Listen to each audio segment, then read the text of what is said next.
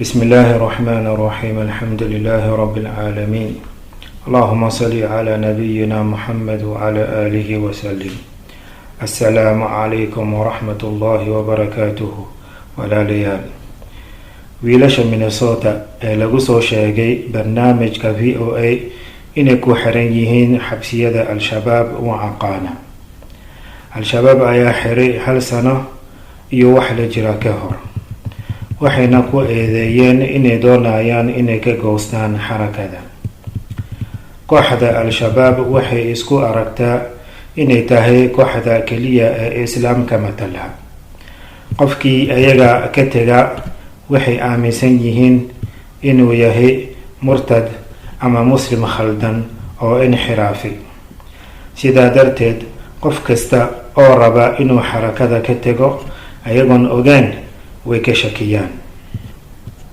wiilasha ayaa wax walba ka tegay sanadkii 2008 si ay ugu yimaadaan Soomaaliya si ay u caawiyaan walaalahooda la xasuuqay ujeedadooda kaliya waxay ahayd inay dalkooda hooyo caawiyaan uma imaanin inay ku biiraan koox argagixiso ah laakiin waxay difaacayaan dhulkooda hooyo sanado kadib waxay ogaadeen inay ku xayiran yihiin gudaha Soomaaliya kama bixi karaan cabsi ay ka qabaan inay cadaadis kaga yimaadaan al-shabaab dhinaca kalena kuma aysan laaban karin Mareykanka sababtoo ah dambiga lagu soo eedeeyay oo ah ku biirida koox argagixiso labadan arrimood ayaa sababtay inay la sii joogaan al-shabaab sanadaha oo dhan dadka ay al-shabaab inta badan necab yihiin waa muhaajiriinta ajnabiga ah iyo kuwa Soomaalida dibadda ka yimaaday oo ka hor yimaada dambiyadooda iyo khaladaadkooda wiilasha Minnesota kaliya ma ahan waxa ku xiran xabsiyada al-shabaab kuwa aan Soomaali ahayn ayaa sidoo kale ku jiraan xabsiyadooda oo ay ku eedeeyeen inay ka goosan rabeen xarakada tan waxay muujinaysaa wajiga dhabta ah ee al-shabaab waxay sheegtaan inay soo dhaweynayaan muhaajiriinta laakiin markii ay bilaabaan hadalka iyo su'aalaha ku saabsan dambiyadooda iyo khaladaadkooda way ku aamusinayaan qaarkood way dilayaan qaarka kale waxay ka musaafuriyaan Soomaaliya ayagoo ku tuurayaan xadka Kenya si ay u xiraan dawladda Kenya muhaajiriinta ay dileen waxaa ka mid ah nin oday ah oo reer Masar ah oo lagu naanaysi jiray Abu Anas waxay dileen isagoo ku sugan masaajidka mid kale wuxuu ahaa muhaajir ka yimid Eritrea oo lagu naanaysi jiray Abu Karima wuxuu watay gabar 10 sano jir ah uu la soo hijrooday markuu khilaafay al-shabaab waxay dileen isaga iyo gabadhiisa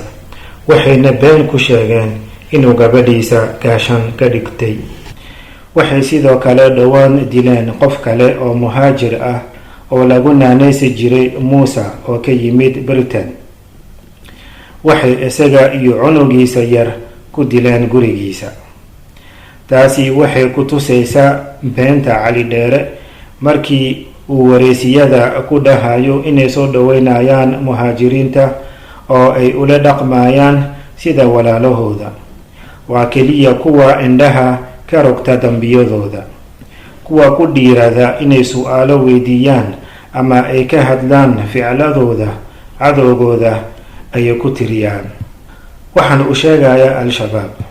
qof walba waa og yahay waxa hadda ka socda xabsiyadeena dadka waxaad ula dhaqmaysaan sida xayawaanka xataa ka daran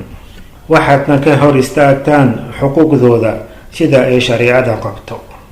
waxaan idin weydiinayaan haddii aad weli haysataan wax yar oo bani aadamnimo ah inaad sii daysaan dhammaan walaalaha xabsiyadiina ku jiraan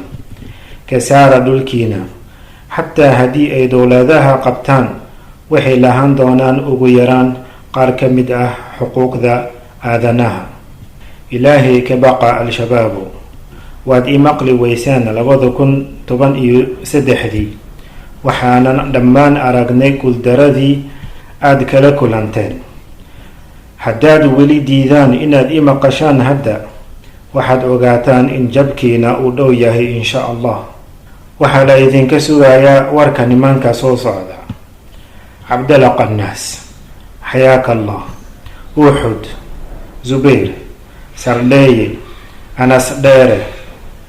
cabbaas, cabdulxafiid, nabhani, cabdusamad, khaalid, abu moxamed almaqribi, iyo dhammaan wiilasha ku xiran xabsiyadiina, muhaajiriin iyo ansaarba. wiilasha ka fikirayaan inay ku biiraan al-shabaab, waxaan idin leeyahay: ku nagaada meeshiina, waxbarashadiina sii wata,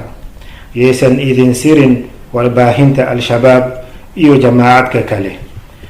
waxaa hadda ka socda Soomaaliya waa fasaad, ma ahan jihaad.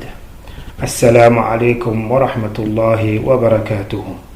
Zubayr al-Muhaajir.